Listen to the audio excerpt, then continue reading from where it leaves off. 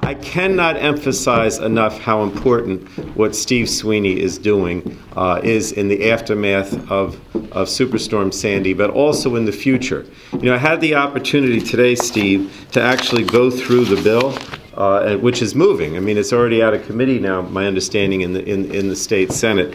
And, you know, it talks about the right to plain language explanation of how to receive benefits and eligibility for benefits. And then it goes into the whole issue of the right to know. And I don't want to take away from him, but I can't emphasize enough how important it is. The problem that people have now, and this goes directly to this language, the right to know and the plain language, is people just don't understand where they stand. So I cannot think of anything, Steve, that's more practically oriented in terms of helping real people than what you're doing. And I just want to praise you for that.